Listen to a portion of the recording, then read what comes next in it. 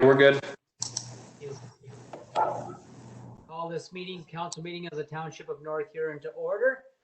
Confirmation of the agenda that the council of the Township of North Huron accept the agenda for May 19th, 2020 council meeting as presented. This will go into a roll call. I'll hand it over to Carson. Thank you, Your Worship. So did you want to get a mover and a seconder for that? Sorry, I forgot that part. Can I have a mover? Just speak up. Anita. I have Anita and Rex seconding. Okay, Carson, it's your turn. So the motion on the floor is that the council of the Township of North Huron accept the agenda for the May 19th, 2020 council meeting as presented. So Deputy Reeve-Sipe. Councillor Falconer. Yes. Councillor Heffer. Councillor Heffer, you're muted right now. Councillor Heffer. Yes. Councillor Van Hittersum. Councillor Palmer. Yes. Councillor McBurney. Yes. And Reeve Bailey. Yes. So the motion to confirm the agenda carries 7-0. Thank you. Disclosure of pecuniary interest. Anybody again, just speak up. Not hearing, we'll move along. Number 4, public comments. Opportunity for members of the public to speak to any item of business on the agenda. 2 minutes per person. Would anybody out there that's on with us like to speak to anything? Not hearing any. I'm going to go to 5, consent agenda. That the Council Township of North Huron hereby accept consent agenda 5.1.1. And further, the Council Township of North Huron hereby receive consent items 5.1.2 to 5.3.2 for information. Do I have a mover? Chris. Chris, Paul. second. Paul. Questions, comments, or concerns on those items? Not hearing any. I'm going to hand it over to you again, Carson. Thank you, Your Worship. So the motion on the floor is that the Council of the Township of North Huron hereby adopts consent item 5.1.1 and further that the Council of the Township of North Huron hereby receives consent items 5.1.2 to 5.3.2 for information. So Councillor Falconer. Yes. Councillor Heffer. Yes. Councillor Van Hittersum. Palmer. Yes. Councillor McBurney. Deputy Reeve-Sipe. Yes.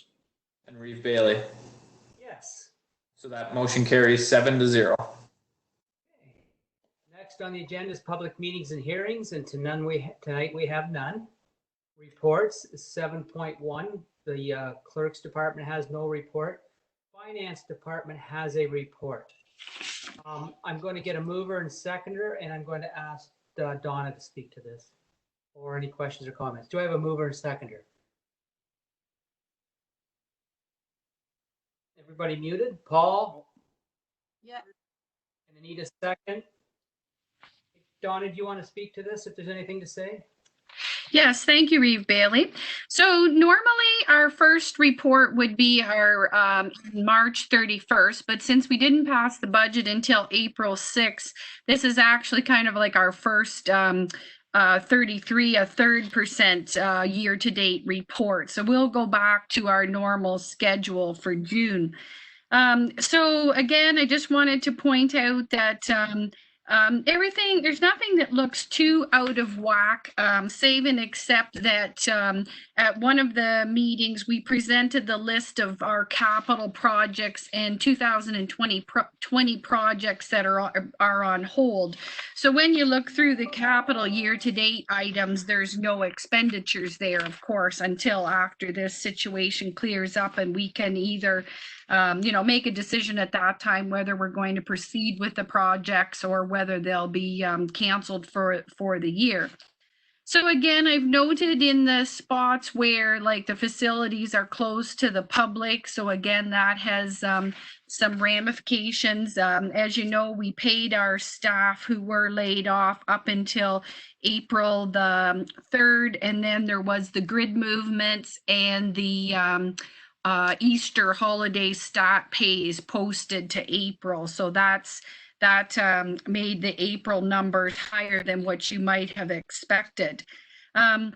We haven't had a lot of expenses related to COVID posted as yet, but they're starting to come in. We only had, as I said in my report, $649, but there's been a number of supplies on order, and Vicki has ordered a couple of machines and different things, and we'll have some, we actually got a legal bill in this afternoon. So by the next month, we'll see those numbers going up slightly. So other than that, there's nothing out of the ordinary for what you could call normal to today's situation. And we'll continue to monitor the COVID expenses and our projects as we move forward. So was there any particular questions that I could provide more information on? Again, just speak up if anybody wants to. Not hearing any, Donna? Okay. Thank you kindly. So I'll hand it over to you again, Carson. I believe I have a mover and seconder.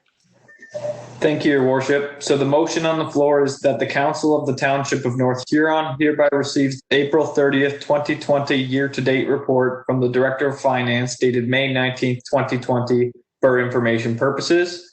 Secretary Bailey indicated this will be a recorded vote. So Councillor Heffer? Yes. Councillor Van Hitterson? Councillor Palmer? Yes. Councillor McBurney? Yes. Deputy Reeve Syke? Yes. Councillor Falconer? Yes. And Reeve Bailey. So that vote carries 7-0.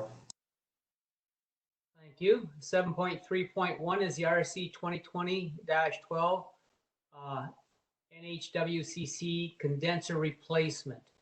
I'm going to ask for a mover and second. I'm going to have Vicki talk to this. Do I have a mover? I'll move that, Kevin. Kevin moves it. Seconder. I have Paul seconding. Thank you. Vicki, could you speak to that? Sure. Thank you, Your Worship.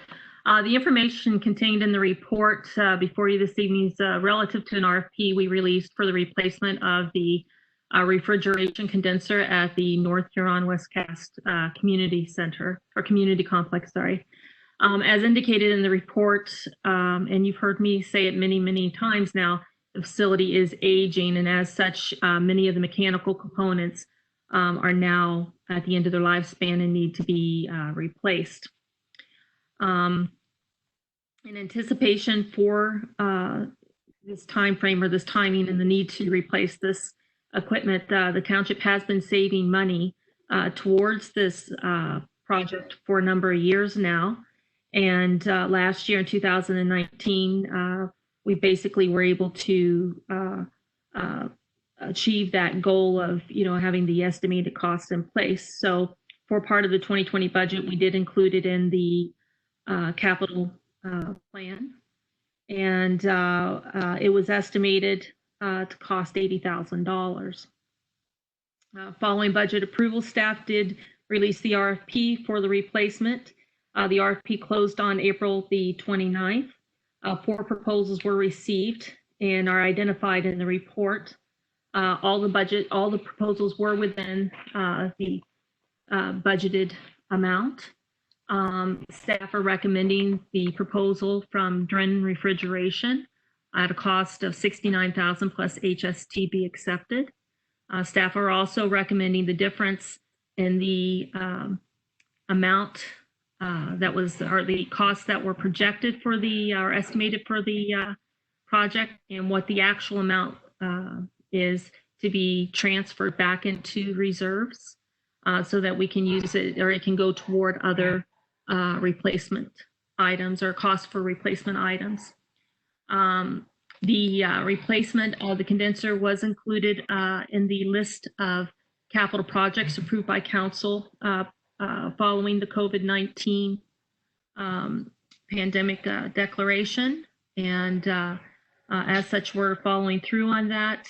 The project, if approved, will basically take The installation takes approximately a week, but the problem is that it takes 6 to 8 weeks to get the condenser in to do the project. So it is estimated that the project would be done by mid-August.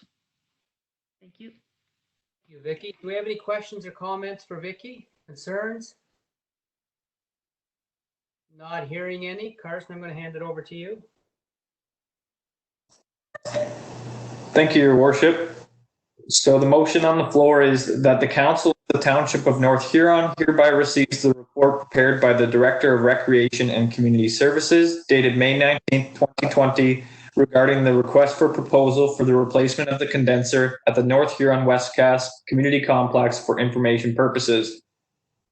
And further, that Council award the contract for the supply and installation of a new condenser at the North Huron Westcast Community Complex in the amount of $69,000 plus HST to Drennan Refrigeration. And further, that the remaining funds be transferred back into reserves for the replacement of other mechanical components at the North Huron Westcast Community Complex. So Councillor Van Hittersum, Yes. Councillor Palmer, Yes. Councillor McBurney, Yes. Deputy Reeve Syke, Yes. Councillor Falconer, Yes. Councillor Heffer, Yes. and Reeve Bailey. Yes. So that vote carries 7-0. Thank you.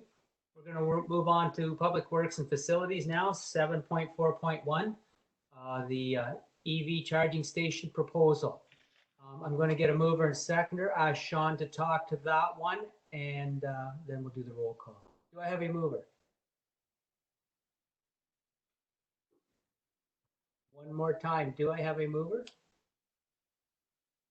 I'll move that, Kevin. Anita. We have Kevin moving and Anita seconding. And we're going to let Sean talk to that now. Or is it Dwayne? I'm not sure, sorry. No, I'll speak to it, Your Worship. Thank you.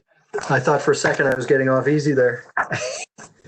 Okay, so during the strategic planning process, you'll recall that Council felt it prudent to consider the installation of electric vehicle charging stations. The thinking, I believe, was that this was a solid move in the preservation of the environment. And you see in the strategic plan that Article 6.3 states that the township would explore the possibility of adding more electric vehicle charging stations in the township on a cost recovery basis. The intended outcome of this was to enable a transition over time to clean technology, and it was considered to be a medium-term initiative. Specifically, that would mean that we would explore it in 2021, 2022. That being said, on March 30th this year, the township was notified by the county that there was interest in a joint upper tier, lower tier application into the ZVIP program, and that's the Zero Emission Vehicle Infrastructure Program. It's a grant program that's being funded through Natural Resources Canada, and it provides up to 50% funding for the installation of electric vehicle charging stations. The challenge here was that this program requires no less than 20 EV charging connections per application. So the county was interested, but obviously didn't have need for 20 charging stations. So they put the call out to the lower tier. And that was the interest, I will say, was very, very high amongst the various lower tier municipalities. One of the challenges, and there's a few, was that the application timeline on this program is extremely tight, with the submission being required no later than June 11th, 2020, so 3 weeks. For this reason, the county requested non-binding expressions of interest from lower tier municipalities just to determine whether there was enough interest in the program. So again, these expressions of interest were entirely non-binding, but they needed to know if they had enough interest to move forward. So that being said, we looked at where best we could put these charging stations. and submitted an EOI for up to 4 charging stations. And again, non-binding, want to stress that. One of the challenges of the program, if you want to call it a challenge, one of the stipulations of the program is that any charging station that was put in place must be accessible to staff. So for that reason, we couldn't just look at strategically placing the stations around the community as a whole. And for that reason, we looked at 2 key locations that we thought tied into a lot of what was going on in North Huron. Specifically, we looked at the North Huron Township office / library parking area. So it allows the charging stations to be accessible to staff while still capturing that whole, the idea that there's a lot of people using town hall, using the parking there for downtown businesses, and using the library. The other place we looked at was the Blythe Community Center. Obviously then staff would have the ability to utilize the charging stations. Equally important in my mind, a lot of the talk about this whole downtown parking initiative with the community of Blythe centered on using that community center as a parking area. So putting charging stations there, it seems like a good fit all around. So that was the ones that we submitted. And here's where it gets interesting. Shortly after the EOI was submitted, you'll see in the report that the county was approached by a company called Charger Crew. Charger Crew is a network of experienced EV charging industry professionals that have been working together to provide the highest quality systems at a competitive price. But they do it as part of their own company business model.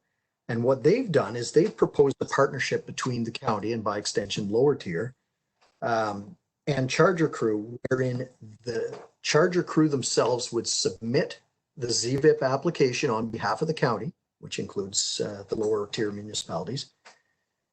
If approved, they would benefit from the 50% grant, but they would cover all costs associated with the purchase, the installation, the maintenance, the operation of the chargers in their entirety. The idea is that they make money off the chargers. So basically, they would use our property, require a 10-year lease with the municipality so that they have an established location. They would require an obligation on the part of the municipality to keep the chargers accessible through the winter control season. And then that's where our requirement or our obligation ends. They operate the chargers. Any hydro, the chargers are connected to the municipality's power source, but all energy costs are reimbursed on a quarterly basis. So you have a net zero electricity cost to the municipality, and Charger Crew charges a per minute fee for anybody using it. And that's where their business model comes in. Now we looked at the cost of the units versus the amount that they were charging, and based on their existing models, they require approximately 7,000 minutes of charging time per unit to cover the costs, which works out, if you want to make it easy, it's about 700 hours a year. The thinking though is that the use isn't that high right now, but a few years from now, as there's a move in the industry, they are expecting to see more interest in use of these things, and they can recoup their costs. So without belaboring this too much here, so the units that we're proposing are what's referred to as level 2 electric vehicle charging stations. These are basically top-ups. Very, very similar. Well, the one at Town Hall in Wingham or across the road at the museum in Wingham is a level 2. So it provides a light charge up to an electric vehicle as they stop and shop or do whatever. They're looking at adding 30 to 40 kilometers of range for a couple hour, for a 4-hour charging session. This is much different than the level 3 chargers, which we all you hear about, that give you that 25 to 30 minute full charge. Those units require a tremendous amount of power. They're only being installed basically on the major corridors. They'll fill an electric car in that 25 to 30 minute charge or time, but they run about $100,000. for one of these units, whereas these level 2 chargers we're looking at run about 10,500 per connection. Okay, so significantly different level of cost. So there's a couple things we need to bring to council to you guys tonight. First off, there's a couple of options or a couple of decisions that are needed. First off, the first and most important option, if because of timing, council decides that they're not interested in the program right now, you walk away. So the first option for council tonight is, no, it's a bad time. We're in a pandemic. We're not necessarily interested in partnerships with Charger Crew. Let's talk about this later. All is not lost if you go that route, as it's expected that there will be multiple intakes as the next couple of years go by. The challenge to bear in mind is that it's expected that the future intakes will be this one. You'll need that 20 connection obligation. So if everybody else jumps in this time, there may not be opportunity for another intake unless you were going to put 20 chargers down Main Street. So something to consider. The second option is that if council sees merit in the opportunity of capitalizing on the grant is 50-cent dollars. You could say, we wanted the chargers, they were included in our strategic plan. There's an opportunity to cut our costs in half. So let's just buy them ourselves. Or let's just opt into that option and we'll buy it and pay the 50% cost and reap any financial benefit. Challenges here are that, again, for this application to move forward, there has to be a consensus. So, you know, North Huron could say we want to go it alone, where the other municipalities might say we want to tie in with Charger Crew. If they haven't got 20 connections in that ZVIP application, the application doesn't fly. You know, I hope I laid that out clearly. And then, of course, the final option that you have is if you want the charging stations, council's not interested in being in the business of selling electricity. This is an opportunity to support a partnership with Charger Crew through the county, and then you basically get chargers at no cost, no obligation. The one thing to point out with Charger Crew is that it is a 10-year lease of the property and an obligation to keep them accessible. At the end of the 10 years, although the details haven't been worked out yet, these guys have this type of agreement in place now. And typically what their agreements state is that at the end of the 10-year period, you can either continue on with a relationship with Charger Crew or buy the charger stations back for $1. So, and then the only thing I want to point out here, and I stress it because consensus of at least 20 charging units is required by the county to move an application forward in any direction. Now, although I can't confirm it, the sense that I'm getting is that there's interest in the Charger Crew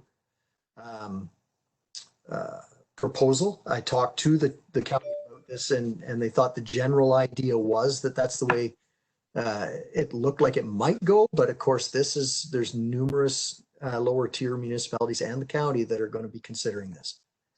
So again, just to recount, options: either just walk away from it, propose that we go alone and hope there's a total of 20 units that are there to make this application fly, or propose that we move forward with Charger Crew's no cost, no obligation offer. And basically, to touch back on the chargers, one single connection charger is 10,500. What we're talking about tonight is 2 dual pedestals, so it's in essence 4 connections.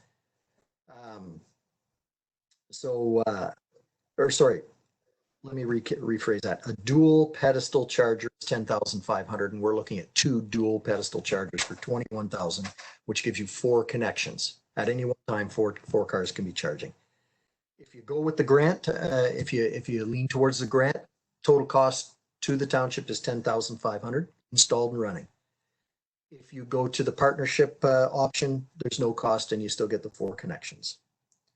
And I think outside of that, if you go alone, there is a small network connection fee per year. So it's a couple $100 a year because these things are all digitally linked so that from your smartphone, you can tell what chargers are where and what's available. So that's a pretty negligible cost that recurs. So I hope I didn't drag this on, but it is a little complicated. It was supposed to be a quick, easy report. It didn't work out that way. Thank you very kindly, Sean. Questions or comments concerning, go ahead, Kevin. Yeah, I wouldn't, Sean, through you, Reeve. I'd feel a lot better if this was all tied in with a either a upper tier and lower tier, mindset to go to electric vehicles, or some of the short distance servicing, like in Godrich staff and stuff in town, or as the battery length gets more and you get pickup trucks coming along online to be battery that would work for some of the service part. But just if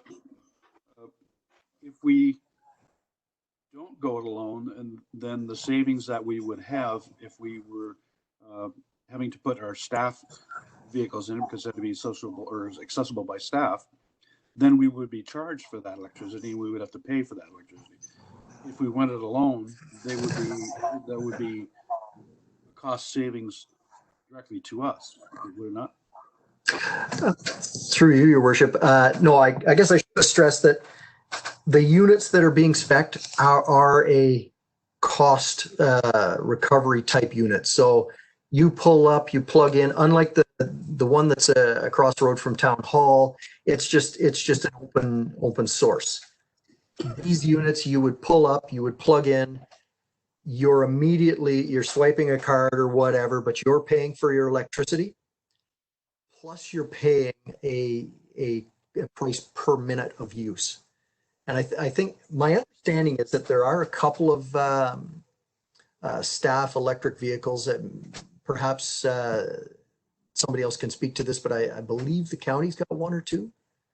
Maybe it's Godrich, but they're starting to move. And I think that was kind of the whole idea is if you build it, they'll come. You put the infrastructure in place, you make it accessible to staff, and maybe you'll start seeing more of a move in that direction. But it's definitely these units are, regardless of what route you take, they are cost recovery. Thank you. Anita, go ahead. I do like the idea of having some charging stations. There are more and more people having electric vehicles right now. If we are going to work towards being little less CO2 users, then it would be a good idea.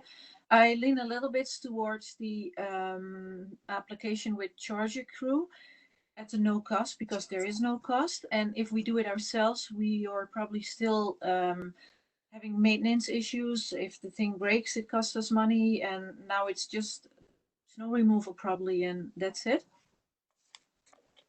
Yeah. Good, Anita. Go ahead, Sean. Yes, thank you, Your Worship. It's a very good point. The units, the only obligation we would have with the units is the snow removal. I should point out, I didn't mention in the report, but that unit across the road failed on us in 2019, and we spent just shy of $2,000 to fix it. It was very costly repair. Go ahead, Chris. Yeah, a couple of questions through you, Reeve. It's about time we deal with our freebie across the road. We cannot have it free all the time now, so it has to be converted or pulled out, one or the other, as far as I'm concerned.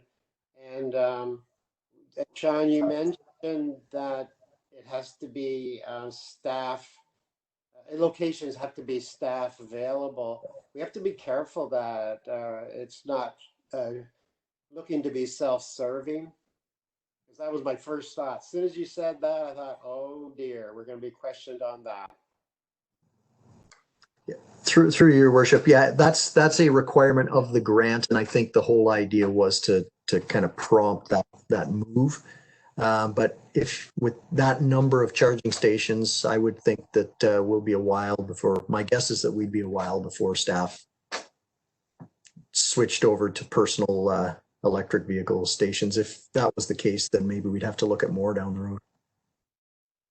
We have to be careful. Sorry, one more. Have to be careful that, like we all talked about the lack of parking spots. Blythe talked about it. Wingham's talked about it. And when you throw in these charging parking spots, like you're not allowed. Only electric vehicles are allowed there, and how much of the time across the road is that thing empty? And there could be some negative feedback on that. There's nothing worse than there's no parking in town, but you see these two open spots. There's going to be great temptation to slip in there, I can tell you that. Thank you, Chris. I'm going to slip it over to Kevin now. Thank you again, Reeve, to Sean. Does the placement of the charging systems change when it goes to the charger crew? Because it's cost recovery for them, would they not want to choose their locations? Rather than us having it back of a building somewhere, the arena? Through you, Your Worship, they don't have to say in that. They're submitting it on our behalf, but they're basically coming in. If we went that route, they would come in and pick up the applications. We're telling them it has to be on our property, and we're telling them where it goes, and that's just the way it moves. Thank you. Anyone else? Just speak out if you want to ask about anything. Reeve Bailey. Yes, go ahead. Yeah, Sean. So I really just have a comment. I look at this as, in my first gut reaction, I read this as was, why wouldn't we treat this similar to LED lights? The intention is that if a company can have it, they can make money on this deal. Why can't a municipality? And then I reconsidered my thoughts on this because of the sheer economics of what is dealing with this. If we only had 4 of them, one breaks. Like you said, the sheer economics means that you're going to be paying more and potentially in 1 year than you've made. Where if they don't, Charger Crew has 100,000 these, one doesn't work, or it's just a drop in the bucket at the end of the day. So, I think ultimately, I would be apt to, I'm with Anita in the sense that we need to, if we're going to do this, it's on a no cost to the municipality. We ensure that they're available. At the end of the day, I have an electric vehicle. I'm willing to pay whatever it is to have it. If I bought the vehicle for a purpose of not only to get free electricity across the street, but the fact of the matter is that's where it is. So, at the end of the day, there's other benefits to having it rather than getting that at this point. So, I think for us, it's the no cost is in my mind the only option that we should be looking at. And ultimately, if we need to make it in a place where, operationally it makes the most sense and the most efficient for snow removal and stuff, so that we don't take we're not taking the edge off this thing with a loader truck or whatever, and then have to deal with the ramifications of that deal. So, I think I think that's the best place in my mind, and that's just my opinion. Thank you, Trevor. Anyone else like to speak to this? One last, through you, Reeve. Yeah, one last. We have to decision too if we did go with the free one. Then we better, with Charger Crew, then we better deal with the one across the road. You can't have some that are for cost and one for free, even though it's trickle, doesn't matter. It's still free. So you have to deal with it. Have to make them equal. Thank you, Chris. I'm going to slip it over to Paul now. Yes, my only comment, I wanted that freebie across the street yanked out of there ASAP. And I'd go with Charger Crew. One word, it is no cost. And I got you right, Sean, that there's no cost to in the parking lot. We don't have to worry about one cost at all. We're setting it up. Through you, Your Worship. Yes, that's correct. My understanding with Charger Crew is it's a zero cost to the municipality. I guess I should mention that in the report it does reference the fact that we would either A, completely convert the unit across the road, or B, remove it altogether. But it's not a simple retrofit. It's basically a replacement if we're going to keep the one across the road. Is there anyone else that would like to speak to this? Speak up, because I have 9 pictures up on the screen, but there's more than that of us here, so don't be afraid to speak up. Not hearing anybody, I'm going to hand it over to Carson again. Carson, it's all yours. Thank you, Your Worship. So the motion on the floor is that the Council of the Township of North Huron hereby receives the report of the Director of Public Works dated May 19, 2020, regarding a proposal surrounding the installation of EV charging stations in North Huron for information. And further, that the Township of North Huron supports the County of Huron in pursuing a partnership agreement for the installation of EV charging stations. And further, that the Township of North Huron commits to proceeding with a joint partnership agreement through Charger Crew under the County of Huron ZVIP application. So that will be a recorded vote. So Councillor Palmer? Yes, but I have a condition. So are you voting on that or making an amendment to the motion? I'll make an amendment that we have to deal with the one across the road. Either turn it into a double. It becomes the Charger guys station, or Charger one. Or take it out. I think we have a motion on the floor. I think we'll go with we should either defeat or put the motion through, because we've already called the vote. Carson, could you help with that, or do we have to make a change? Through you, Your Worship. So Councillor Palmer has the ability to suggest an amendment to the motion. The mover and seconder are Councillor Falconer and Councillor Van Hiersum. So if they're okay with that amendment, it can be added to this motion. I'm going to go to Anita first. No, I'm not okay with it, because it takes probably a little while before the stations will be there. And now we have that charging station there, so it might be attractive for people to come here. I would amend it, if it needs to be amended, like that it be removed when the new ones are there. I see Paul, or I see Sean thinks that's a good. Who's the seconder? Kevin was the seconder.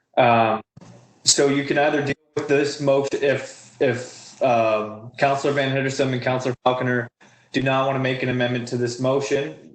We can vote on this motion on the floor, and then if Councillor Palmer or any other councillor wanted to make an additional motion to deal with that, we could do that and have a vote on that as well. I'd appreciate to go that way. Cleaner. So I'll read the motion on the floor again.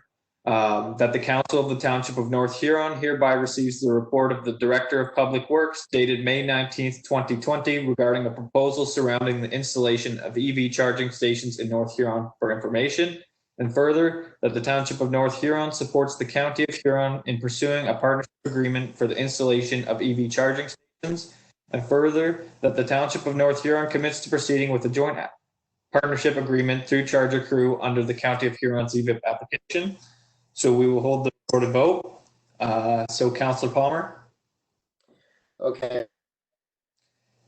Councillor McBurney. Yes. Deputy Reeve Sight. Yes. Councillor Falconer. Yes. Councillor Heffer. No. Councillor Van Hiersum. Yes. And Reeve Bailey. Yes. So that vote carries 6-1 with the no being Councillor Heffer.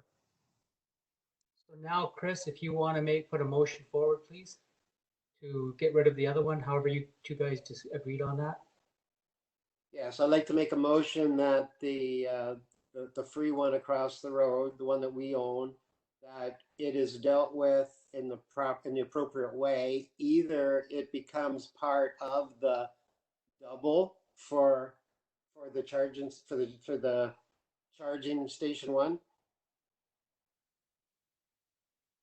What are they called? Yeah, sorry, Charger Crew. It either becomes part of the Charger Crew double, or we take it out at the time when the Charger Crew application starts, like when they start the actual construction, I guess. Do we have a seconder? All seconds. Questions or comments? Not here. Reeve Bailey. Go ahead. So I don't think where it's located, you're not going to get a double connection there. Because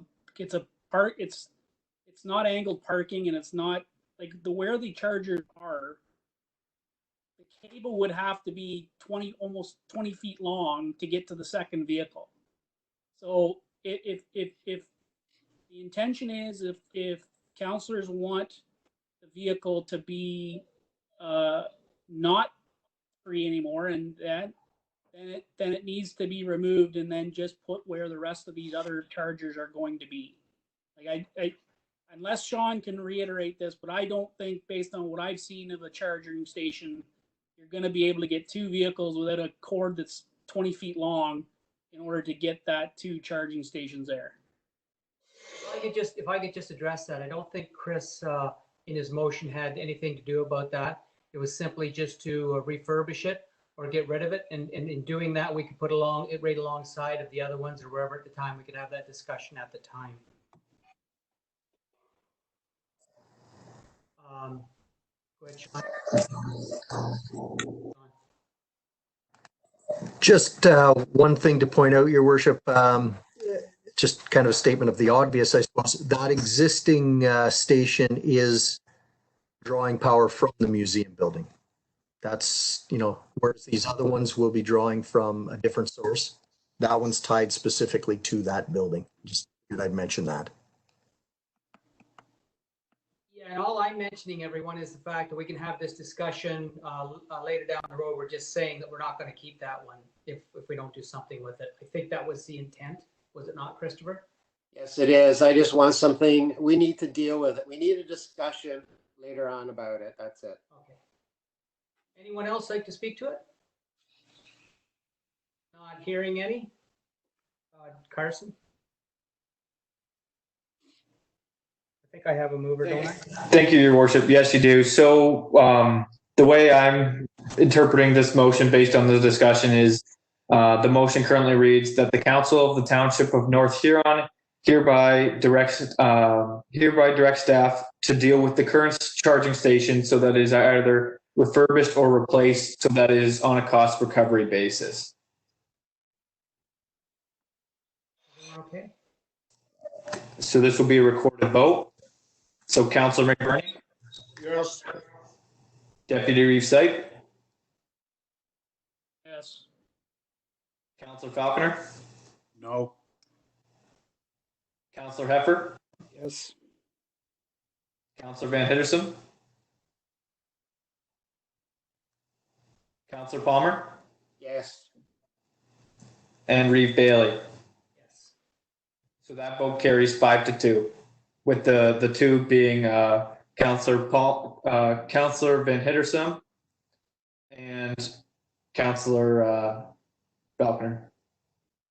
Thank you, everyone. Okay, moving on to 7.4.2, which is the 2020-10 concrete road structure treatment tender outcome. Do I have a mover? Anita? Need a move. Do I have a seconder? All seconds. Okay, I'm going to get Sean to speak to this one. Thank you, Your Worship. I think this one's a little more straightforward. Basically, part of the 2020 budget was item in the 2020 budget was hard surfacing of the section of Moncrief that we rebuilt last year. As we have in years past, we joined in a group procurement. This year it was North Huron and Morris Turnberry. The tender out, we had 2 firms bidding, one being Norjon Contracting and Paving, the other being Cornell Construction. Norjon Paving or Contracting and Paving has done work for us in the past, and we had no concerns with the work that they did. Basically what we would be doing is, or the scope that we put out for was the first and second layers of tar and chip to be applied in 2020 to give us a good heavy base. The only thing that would be required following that would be a follow-up application next year to really seal the entire road. And then you'd be looking at the just standard maintenance for the subsequent 5 to 7 years, as we've seen with some of the other sections of road we've done. If we don't do the sealing next year, of course, the integrity of the road would be compromised a little quicker. There was $95,000 in the budget. The price came in with applicable taxes at $92,496.89. So that's $2,503.11 below budget. As mentioned, would be not an obligation, but certainly a recommendation to spend between $40,000 and $50,000 next year to really finish the job, to wrap it up as we've done in the past with these projects. So the recommendation is that we would move forward with Norjon Contracting. They're looking at having the project completed by mid-July to give us the benefit of kind of the later July and August heat to really set the road and put it in good stead. I'm going to open it up to questions or comments. Council. Go ahead, Chris. Yeah, I was just wondering, what's the condition of the road right now? Sorry, through you, Reeve. To Sean, what's the condition of the road right now? Does it require any more, I don't know, fine grading or whatever? Through your worship, there would be the standard pre-application maintenance, but it held up very well over the winter. I haven't had any negative reports. I certainly hope you haven't.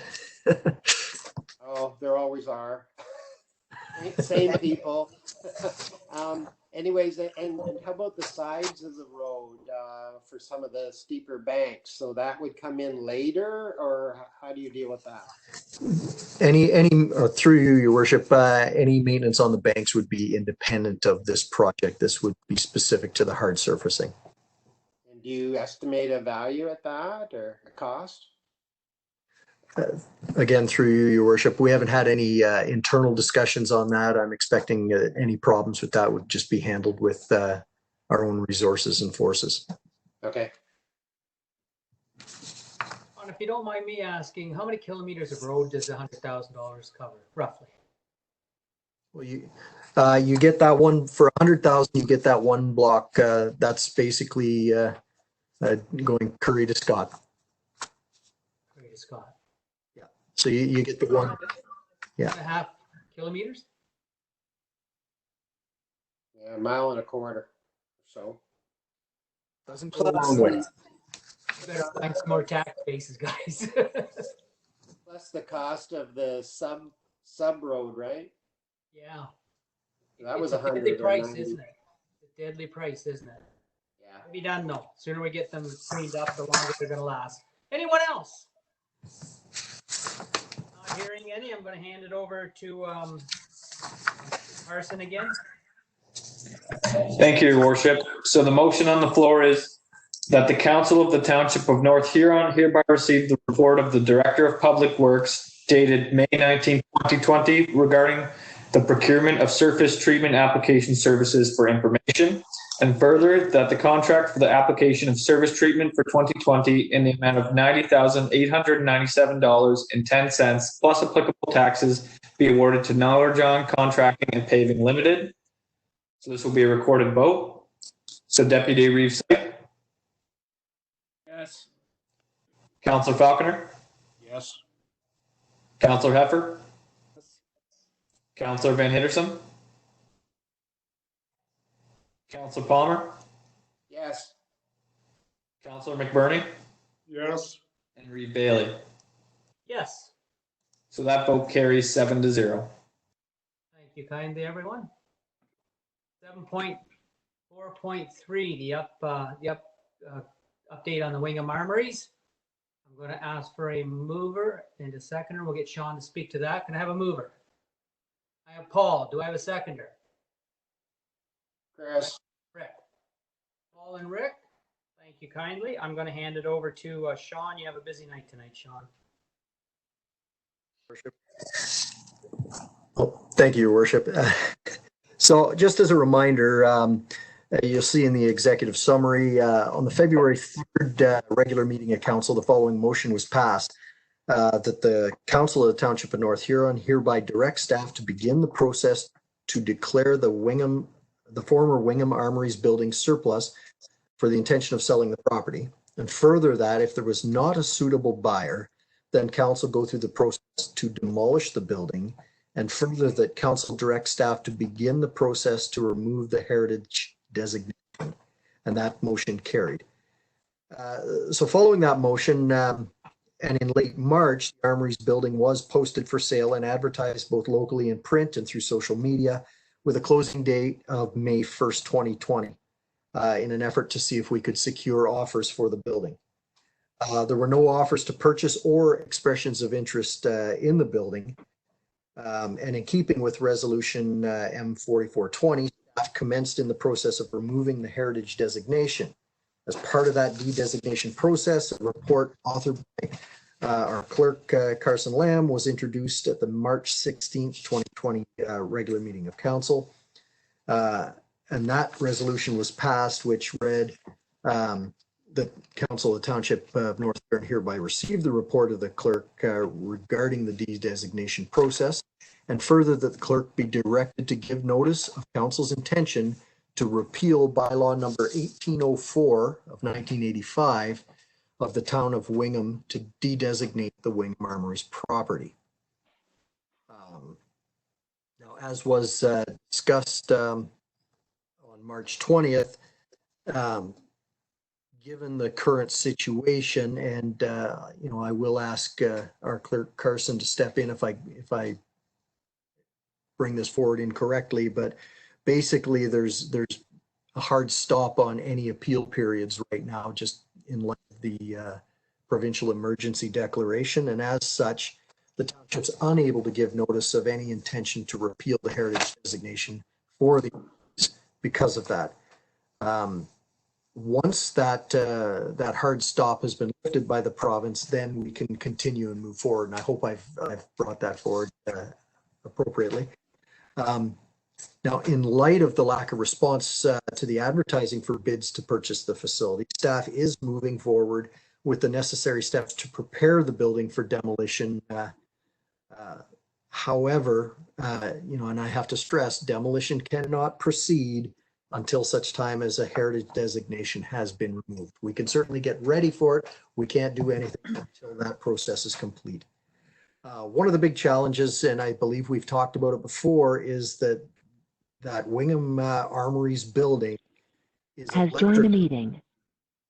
electrically connected to Town Hall. Specifically, the power is routed through there. In addition to that, it houses the auto transfer switch that controls standby power for both buildings. We are in the process of securing pricing to get that electrical separation complete. And once that pricing is secured and the de-designation process complete, then we can move forward with demolition. And just as a reminder to council, because this is really more an update than anything, that electrical isolation is going to be somewhere in the neighborhood of $27,000 to complete. Okay, so and then the other piece is just to update council. The money for that electrical disconnect has been included in the 2020 budget, so we have the money to move forward with that. Basically anytime. Although I would recommend that we don't do the electrical designation or disconnect until the heritage designation is dealt with. That being said, the demolition has not been included in the 2020 budget. So at a later time, council can either A, move forward with demolition in 2021, or B, have the funds drawn from reserve to do the demolition in 2020. But that's a discussion for another night, I think. And just so where that demolition and the conversion to a parking spot for electric vehicle charging stations is going to cost about $60,000. So all told, the entire job, electrical disconnection and the demolition paving, you're looking at somewhere between 80 and 90,000. That's Took the fun out of that. Questions or comments for Sean? Any questions? Go ahead, Paul. Yes, through you, Rave. This for Sean. I'm just wondering, you're saying it's going to cost 60,000 approximately for demolition. So that's this year, but next year you could see that being at maybe 62, 63,000 with inflation. I just wondering if all the heritage and the hydro, everything can work out. I just wonder, would it maybe not be better that we go ahead and do the demolition this year? Because on the 2020 budget, I remember it saying that we're over $8,200 just to have the doors open for that building. So right there, I'd say we're saving around the 10,000+. I just wonder would that go a long ways in maybe making a decision with demolition. Just my thoughts. Thank you. And also we'd have a property maybe a year earlier that we can do something with. Thank you. Anyone else? Not hearing anything. I'm going to. Reeve, Yeah, go ahead, Chris. it's just a comment. We have to add the price of paving on top of, I don't know, the 80, 90,000 too. So it will be $100,000 plus. Sean? through you, Your Worship, I believe that that included the price of paving. But Did it? it does. That being said, I think that price had a whole bunch of contingency built in it because, you know, there's the environmental, there's when you're getting into demolition and removal of a facility, there could be all sorts of wild cards. So our best estimate is somewhere in that 60 range. Okay, good news. Yeah. Anyone else? Reeve Bailey. Go ahead. Yeah, I think ultimately, in my mind, it's the purpose of the building that it is right now is not being used. So the idea is that I think, you know, it's not the high priority as it is to figure out what we're going to use with that space when we don't have the armories building in there. Senior management and council needs to determine whether an expansion to the existing town hall is needed or anything in the future before, or what the public seems to think is a good utilization of that space. And I know that we have not had, lots of public consultations about what is a good idea for the utilization of that space, whether it be parking or an expansion to town hall because of, whatever the case may be. So, I think ultimately the decision to dismantle is the right decision based on where we are today. But I would like to see the further discussion at council and senior management about what the idea of that location of that property is, and not just assume that it's going to become a parking lot. Thank you, Trevor. And I agree that should be an open and probably lengthy debate, but it's one that we will have in the future. Okay. Anyone else? I'm not seeing anybody. Carson, it's your turn. Thank you, Your Worship. So the motion on the floor is that the Council of the Township of North Huron hereby receives the joint report of the clerk and the Director of Public Works dated May 19th, 2020 regarding the status of the Wingham Armories for information. So that will be a recorded vote. Councilor Falconer? Yes. Counselor Heifer, Yes. Counselor Van Hitterson, Yes. Counselor Palmer, Yes. Counselor McBurney, Yes. Deputy Reeve Sight, Yes. and Reeve Bailey. Yes. So that vote carries 7-0. Thank you. Moving forward, 7.5, the fire department, there's no report. 7.6, the building department has no report. 7.7, child department has no report, and 7.8, CAO has no report. Correspondence, 8.1. I'm going to call for a mover and seconder to the police report, and if Trevor would like to speak to that, we would appreciate it. Do I have a mover? I have Paul, I have Kevin seconding. Trevor, is there anything you want to discuss on that one? Yes, thanks, Reed Bailey. The only thing I wanted to make mention of it, I had sent out an email last week or either last week or the week before as it relates to the information as it relates to the DAR community safety. When I talked to you about the last time how there was a RIDE program in there, but then in the notes there wasn't a RIDE program in the actual the detachment initiative. So one of the things that I communicated to,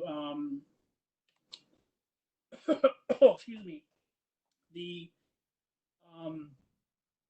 Sergeant David Simcoe from the OPP, as well as Rob, the detachment commander, was what was their discrepancy, and the discrepancy is that how you have to understand that the officers do the DAR, which is their department activity report, and the county does whether there's a RIDE check or not. So it may not correlate. Like there might be something that comes into it where they do something where they're doing a RIDE check in Huron County, and then they come into Wingham because they're doing something else. And then it may not correlate the activity with the police officers' DAR report. So they have said to me that is something that they're obviously the information that they're providing is it's always a moving target. So they're doing their best to catch those things. But based on what I got, the information was that the DAR was correct, and therefore the department or the attachment where they said there was one was not. So I think the other understanding is that if we have those types of questions, that's what we're to be asking. But other than that, if there was any questions as it relates to the report, I'd be more than happy to take questions or pass them along to the detachment commander.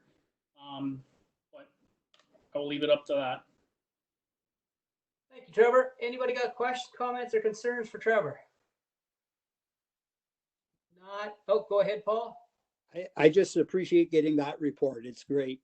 Now, especially now we can go back a year. It's sort of an eye opener sometimes. Thank you. Anyone else? Not hearing or seeing anyone. I'm going to hand it over to Carson again for a call.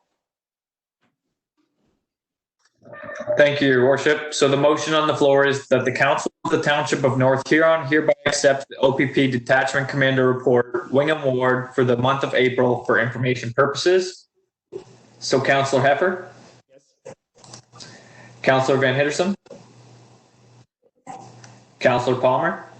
Yes. Councillor McBurney? Yes. Deputy Reeve Sight? Yes.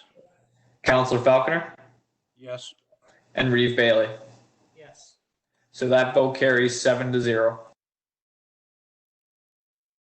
Thank you very much.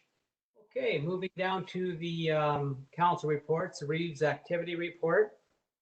We had a virtual meeting. I called a virtual meeting with the BIAs, the Deputy Reeve, and the members, the council members for the BIAs. Last week we had I think it was maybe a 2 hour conversation. Very informative, very good. A lot of things I think we cleared up, and I believe as a council moving forward, I think we were helpful to the BIAs. And we talked about where we are now, where they are now, concerns, situations, and how we move forward together. So it was a very good meeting, and you'll hear more about that. We'll have another meeting in a few weeks about opening up. This tomorrow morning at 9 o'clock, or maybe not 9, it might be 11, but we're having the county building for Huron County is coming up on the agenda too for information purposes. And I've already sent some emails back, quite pleased with the county has actually returned my emails. Megan Warwick has, and I appreciate that, on some of my concerns. And I will be bringing them up tomorrow because just wasn't sure the way they put that in the agenda. It's not actually what happened on the ground here in North Huron. So we're hoping to move that one forward. Again, it is either going to be in a new location in Goderich, or it's going to be in Blythe, actually in Central Huron, on the edge of Blythe by the Tim Hortons, or it's going to be still in Goderich. So that's yet to be determined, but tomorrow should give us a good sense of where we're going to go with that. As we all know, Ontario is opening up our factories, some of our schools. I'm told there's not going to be any school this year to speak of. I'm not sure what's going on with the daycare yet. That still seems to be a little bit of, well, that's county run anyway, so we're going to wait and see what the county has to say and the directions we're going to go with that one. That's about it for my report this time around, except we have been in contact with the Wingham Estates and they're moving along, and I believe there's again, council has been working with them, and they not council, sorry, staff. And there's a few agendas they're cleaning up, and I believe one that may come before council. And we're continuing with our cross-border conversation with Morris Turnberry. We have sent back a request for further conversation, and they're having their council meeting tonight. And we have asked that they get back to us by Friday whether they want to continue working with us or we'll go to the fourth and final stage.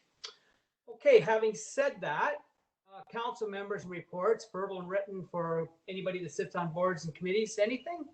Anybody want to speak to the BIA meeting? Trev or Kevin? That was a great meeting.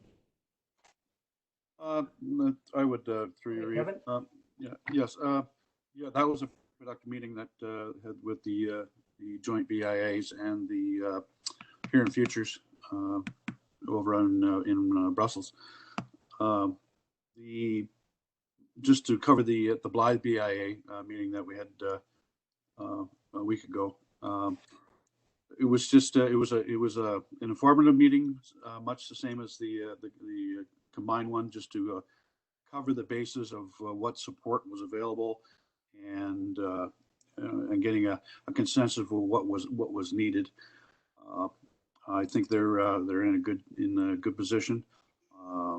And I think going forward, that the next combined meeting that we have will be even more helpful. I would just put a personal suggestion in there. As I found that joint meeting so overwhelmingly successful as putting ideas out there that possibly we would consider doing that on maybe a quarterly or half 6 months period of just doing that, just to be in touch with each other a little personally, since we're going forward in the same situation in this COVID. That I found it very helpful. Thank you, Kevin, and I totally agree with that statement. Trev, did you want to speak to it? Yeah, thanks, Reeve. My position has always been the collaborative nature of those discussions can so much do help with what's going on, to this discussion of we're all in it together, really voices well when I hear lots of discussion that was coming up. The one thing that I was actually surprised, and it was actually it was actually a comment made by the chair of the BIA in Wingham, when they were talking about advertising and trying to get people to come to their store. Is a lot of the retailers are saying, let's hold off. Let's not try to bring 50 or 60 people to my store because I can only figure out how to manage 2 or 3 at a time. I don't want to get them frustrated and not being able to service them, and then they go away and never come back. So, I wonder. It was an interesting concept because usually it's the other way around: is how do I get 100 people and how do I get them into my town right now and how do I get them there? It sounds like a lot of the retailers are wanting to take this slow. They're wanting to make sure they do it right. Everybody is safe for themselves, their employees. They're looking for standardization, which I can truly attest that it would be so much easier if we were all the same. But I don't think we're going to get that from the province, and we're going to have to take that as if we look at that as a North Huron facility and North Huron directive, and try to do that as a BIA collaborative idea. I think we'll all be better off. So I think it was a great meeting. It was a great discussion, but I was surprised at some of the comments that were being made about trying to bring people to their as they are up, and not really wanting the retailers are trying to just hold us back and trying to say, let's take this one step at a time. Let's not get in a rush. Let's do it right and make sure we've got the proper things in place in order to be successful going forward. Thank you, Trevor. Any other council members? I know there's not too many committee meetings, but if there's any updates or anything you'd like to talk about? Not, you may. Go ahead, Nita. Bernie? Yep, go ahead, Nita. Okay, thank you very much. I attended the virtual Huron County Economic Development meeting last week, and I was specifically interested in the presentation from Explore Solutions regarding innovative agriculture products. It was very interesting. Overall, I found the company wasn't very knowledgeable about agriculture. The opportunities presented were old news, short-sighted, and not very feasible. Farmers of today times are well educated and always looking for innovation. If you go to farm shows or just speak with farmers, it was really an old McDonald presentation. Fortunately, we have some great knowledge in the Huron Economic Development Committee, and I had an informative and nice chat with Cody Jowry. And it was interesting. Meanwhile, as you could see in our correspondence, the egg prize is ongoing. It's a sort of a challenge, agricultural challenge, and it's regarding innovation and encouraging Canadians to think about what their food comes from and what goes into growing this. There's more information on the website, and it's maybe a really nice thing for kids to do when there's no school and gathering in a small group and figure something out. But it's a good thing. It's very nice. Thanks. Thank you very much. Paul, you had your hand up? Yes, through you, Rafe. Yeah, just about Alice Munro. They're at least 2 weeks behind, but after the next meeting later in June, they'll have the winners out of the short stories of both the youth and the adults. And I just like to say kudos to what Deputy Reeve Sype was saying about the BIA. I thought they handled it really well to getting everybody together. And I was talking to one of the merchants there just later afternoon, and he was very upbeat. He can have up to 4 people in his store at a time. And right there, he had 3 in there, and he's very looking forward. So it's really nice seeing a positive respond back from the merchant. Thank you. That's great. Anyone else? Go ahead, Rick. Yeah, through you, Reeve. I want to extend a thank you to the Rutabaga Fest Committee in Blythe for their door-to-door excursion they did on Mother's Day. That was very well done, thoughtful. Anyway. And unique. And unique, yeah. Thank you very kind. I got one other item. Yes. Did anybody see on the news that table with the tube? No, I missed it. Oh, like a self-distancing tool. It stood in a tool like a blocker. I was thinking of getting some made for the Legion. Okay. That's all my comments. Thank you kindly. Anyone else? Not hearing anyone?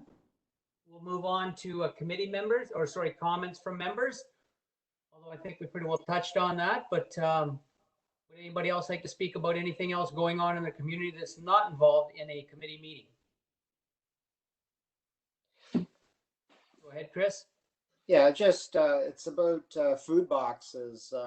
There's been the last person who borrowed our trailer to deliver 80 food boxes one day and 48 the next day locally, and it's to folks that are afraid to leave their homes. Actually, that's part of it. Yeah, anyways, it's just there's great people out there willing to do that, and it's just lovely. Thank you very kindly. Don't see or hear anyone else, so let's move on to, we have no bylaws tonight. Announcements. The next regular council meeting will be held on Monday, June 1st, 2020 at 6 p.m. through electric participation unless otherwise notified. All committee and board meetings remain suspended until further notice, with the exception of the Blythe BIA and the Wingham BIA meeting, which will be held through electric participation. Other business, electronic participation for committees of adjustment meetings during COVID-19. Can I get a mover for this? And just speak up. Chris, and I've got Rick there seconding. And Carson, did you want to take it away for a vote? Thank you, Your Worship. And maybe I'll just explain. So under the changes made to our procedure bylaw to allow for electronic participation, it mentions that committee meetings can be conducted through electronic participation. However, a resolution was previously passed by council suspending all committee meetings. Since then, council passed a motion to allow BIA meetings. And this is almost just a technical thing we need to conduct in order to allow for committee of adjustment meetings. Because technically, a committee of adjustment is a committee of council, even though in North Huron, our entire council forms a committee of adjustment. So we have the minor variance for the Blythe sand shed coming up. That is scheduled for the June 1st meeting. So it would be a separate meeting at 5:30. And basically to allow that to be held through electronic participation, we need to pass this motion allowing committee of adjustment meetings only to be conducted electronically. And once again, this is only during the declared state of emergency. So once that state of emergency ends, meetings are expected to be in person again. So the motion on the floor is that the Council of the Township of North Huron hereby authorizes committee of adjustment meetings to be conducted electronically during the COVID-19 declared state of emergency in accordance with the Township of North Huron procedure bylaw. So this will be a recorded vote. So Councillor Van Hitterson. Councillor Palmer. Yes. Councillor McBurney. Yes. Deputy Reeve Sipe. Councillor Falconer. Yes. Councillor Heffer. Yes. And Reeve Bailey. Yes. So that vote carries 7-0. Thank you. Number 14 is closed session and reporting out. That the Council of Township of North Huron hereby proceeds at 7:18 p.m. into an in-camera session closed to the public to discuss the following: a proposed or pending acquisition or disposition of land by the municipality or a local board, potentially joint acquisition of land. And number 2 is a labor relations of employee negotiations, COVID-19. Do I have a mover? I have Kevin and I have Paul seconding it.